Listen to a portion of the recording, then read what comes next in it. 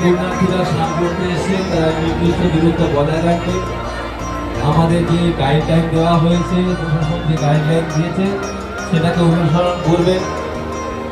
জলের বেশি গভীরে যাবেন না, ঘাটের নদীর বেশি গভীরে যাবেন না।